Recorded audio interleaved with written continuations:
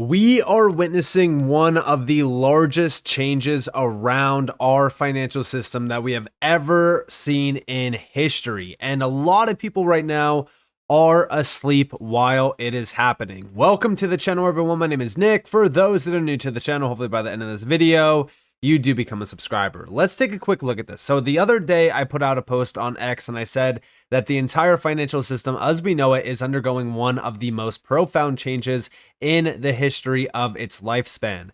This is happening while over 95% of the population endlessly scrolls on their TikTok For You page or watches their favorite Netflix shows. In a world where you are surrounded by screens, there is a distraction surrounding you at all times. Almost no one even realizes how close we are to seeing a completely new system ushered in.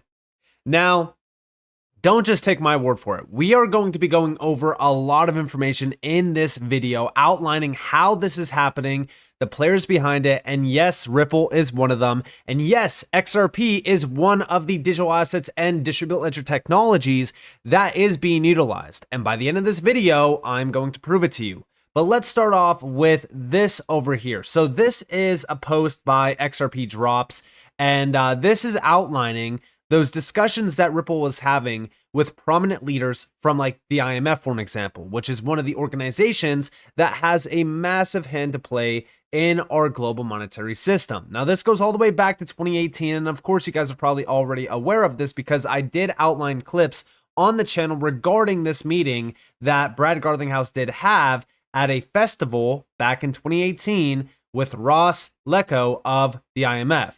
We have here that CEO Brad Garlinghouse in convo with IMF's Ross Lecco at Singapore FinTech Festival. CEO Brad Garlinghouse sat down with IMF's Deputy General Counsel Ross Lecco for a fireside chat on Monday afternoon at a Singapore FinTech Festival. They engaged in a far-reaching dialogue on the opportunities blockchain and digital asset technology presents for financial institutions in the Asian area. Given the region's unique regulatory frameworks, both affirmed that the game-changing technology will change the world of global payments as we know it. We've captured some key highlights from their conversation below. Now, of course, over here we have a little bit of a video clip. Now, remember, this is the IMF. This is Ross Lecco sitting next to Brad Garlinghouse, thanking Ripple for its expertise, advice, and even guidance. I'm very happy to say that Chris Larsen, one of the co-founders of Ripple, are both part of that group to help guide the IMF. Ross Lecco, he was at the IMF from 1990 to 2019. He's now at the BIS, which, by the way, yes, Ripple is also working with the BIS, as you guys probably are all aware, but check this out. We are engaging very closely with the private sector and the industry, and last year put in place a high-level advisory group of industry leaders from the private and public sectors to help guide us in our work on fintech. I'm very happy to say that Chris Larsen, one of the co-founders of Ripple, and Sapnendo Mohante from the Monetary Authority of Singapore are both part of that group, and we're very grateful for the work, the advice that they give us. Now, the reason why I'm bringing this up, because you might be saying, all right, well, Nick, this is from 2018. What he says here is that the private and the public sector are collaborating on this vision.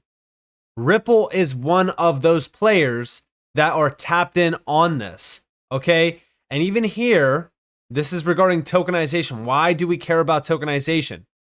This is also at another summit regarding, what's coming for pretty much everything: real estate, bonds, commodities, equities, collectibles, carbon credits, everything. But also, Ross Lecco, who explicitly emphasizes that Ripple guides the IMF on certain issues, see post below, has worked for the IMF for 29 years and for the Bank the Bank of International Settlements for 4 years. The inner circle remains small, and Ripple is closely associated with both institutions. It's because Ripple is one of those private companies working with the public sector. Now, also over here, this is from October 15th. The CPMI reports to the G20 on fast payment system interlinking and APIs provide insights and recommendations to enhance cross-border payments. Remember that the Committee on Payments and Market Infrastructure, the same exact group that Ripple is on from the BIS, are the ones behind all of this. They published 2 reports offering insights into enhancing cross-border payments by facilitating the interlinking and interoperability of payment systems. Report on the interlinking of fast payment systems aims to support private and public stakeholders. There you have the collaboration focused on again when deciding on the governance and oversight of these arrangements. Report on greater harmonization of the use of APIs sets out 10 key recommendations. Now, the reason why I focus on APIs is because Quant Network through Overledger is also spearheading the use of APIs with central banks through CBDCs. Now, APIs are crucial because they allow for plug-and-play technology to be utilized within the banking sector. This is where you actually look at Ripple Payments, for an example, which does also provide API plug-and-play. This is how we get to pretty much every single major bank, every institution utilizing DLT, blockchain-based technology, blockchain solutions. APIs are the key focus of this. But this is all outlining the reports to the G20 that offer key insights and recommendations on the interlinking and interoperability of payment systems to enhance cross-border payments. And by the way, this is a part of the G20's move by 2027 to enhance cross-border payments. And we have down here that opportunities to foster cross-border payments, more so cross-border faster payment systems, interlinking, have grown with the proliferation of faster payment systems globally and with trends towards greater interoperability at the technical level. The growing use of APIs and the adoption of ISO 20022 financial messaging standard have opened up new possibilities to facilitate payment system interlinking. However, agreeing on workable governance and oversight arrangements is challenging due to the multi-jurisdictional, cross-border and or cross-currency nature of these arrangements, which means, guess what? There is going to be cross-currency, arrangements in place where they are utilizing a bridge currency that can allow for any of these currencies to be transacted.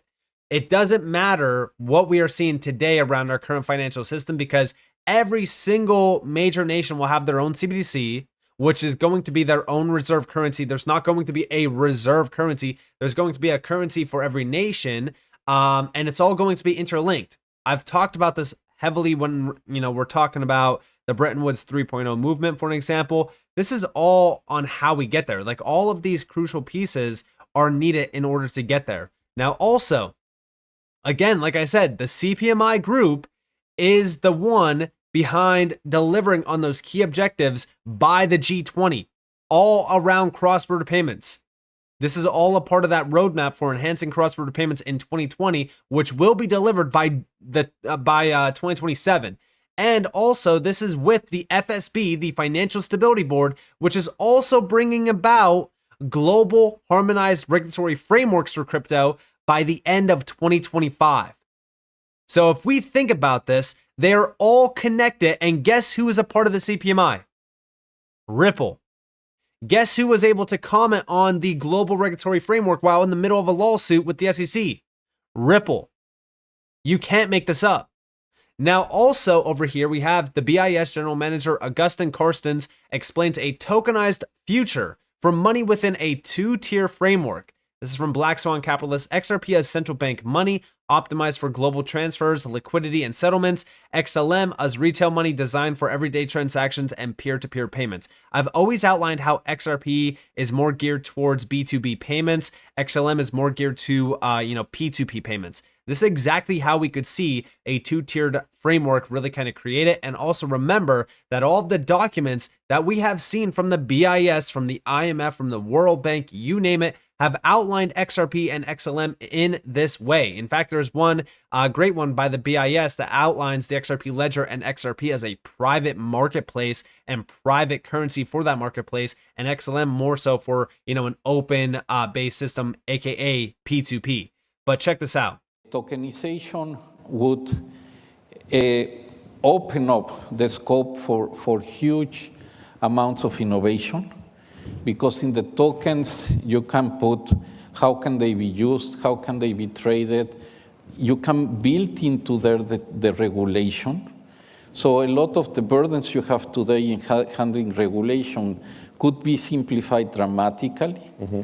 You could also build in cybersecurity or even and even AML-CFT considerations, which is another aspect that generates huge costs to you. It's a huge problem. And so you can have a tokenized world where basically through unified ledgers and interconnectedness, you can put this financial system in place.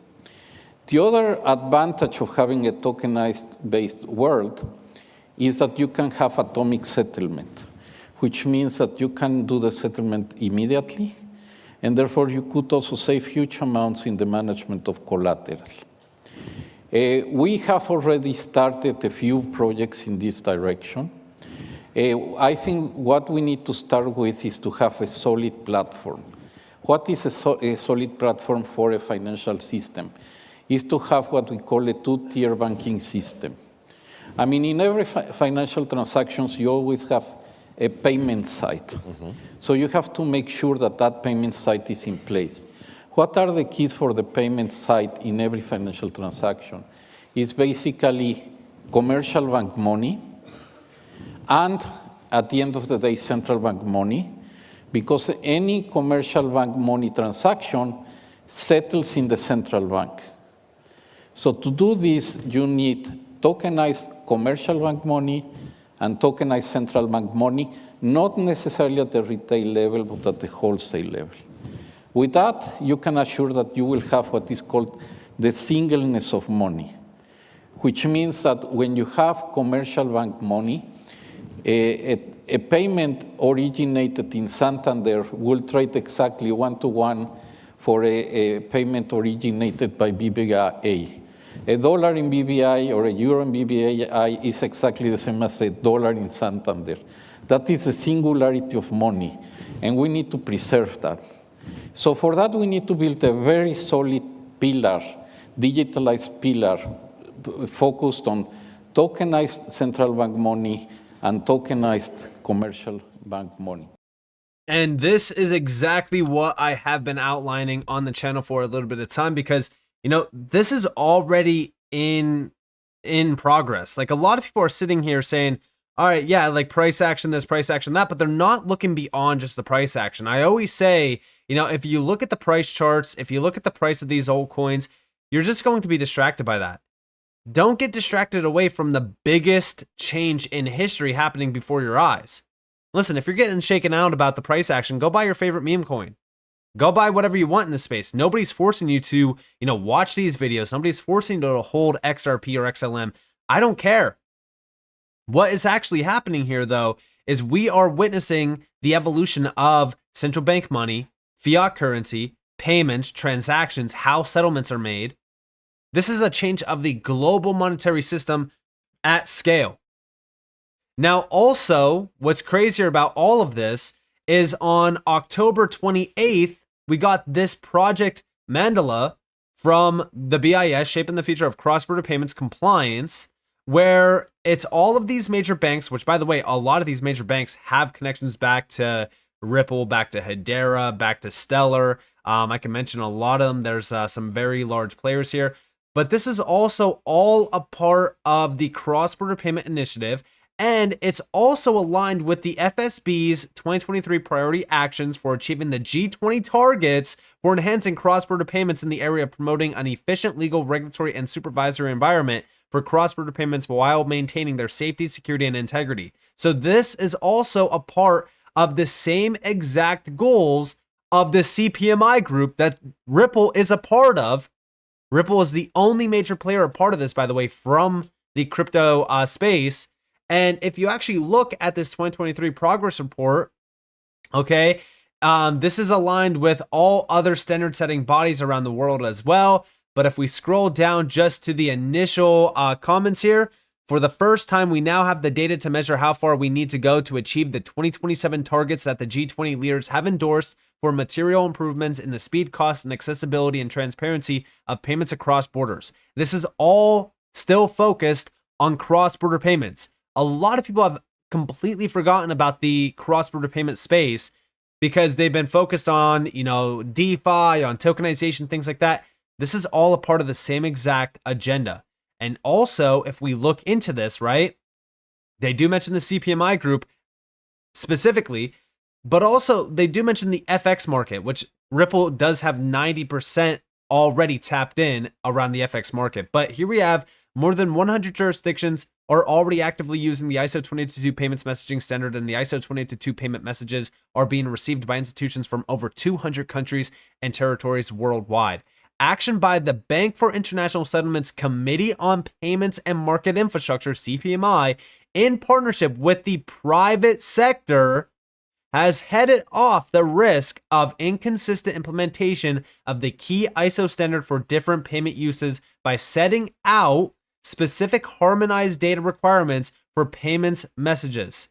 So what we are starting to see here is the CPMI group, which, by the way, they also mention here, being tapped in through those private and public collaborations. And they actually even mentioned this as well. The task force is focused on collaboration between the private and the public sectors, which is essential to unlocking the benefits of enhancements to public payments infrastructure, such as longer opening hours and delivering the improved user experiences expected by the G20 targets. So now we know why Ripple is a part of the CPMI group.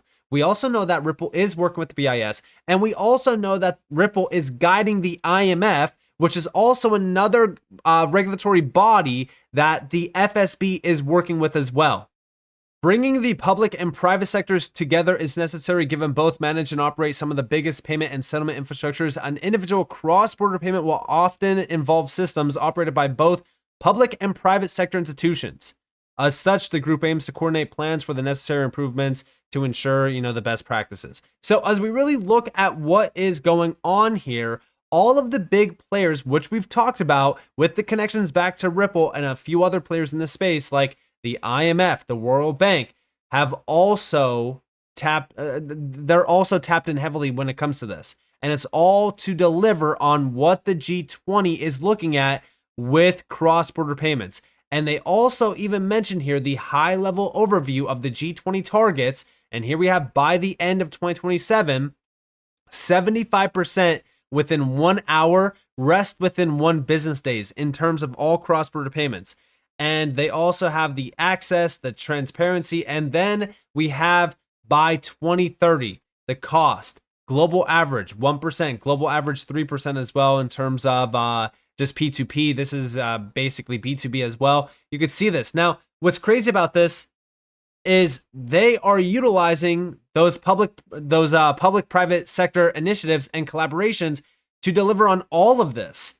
So if we're thinking about this, okay, Ripple, which is a company that has been fully focused on cross-border payments and making sure that they are efficient, they're fast, they're low cost, they're transparent, there's zero, error.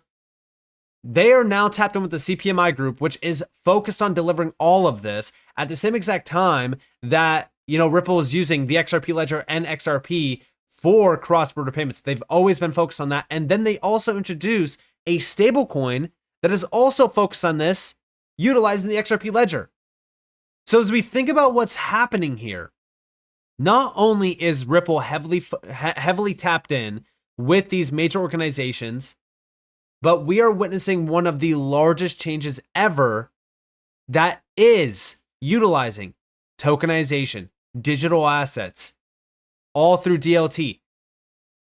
Say goodbye to the old system, say hello to the new system, and yes, there is a place for Ripple. There is a place for XRP. There is a place for Stellar and even XLM as well. This is a very big deal. And you need to pay attention because we are watching the future be built through these private public initiatives. So with that being said, I hope you guys enjoyed this video. If you guys did, definitely leave a like, subscribe to notifications on because more free content. You guys are more than welcome to follow me on Twitter and join the free Discord down in the description below. And with that being said, guys, it's been Nick. Thanks for watching. Peace out.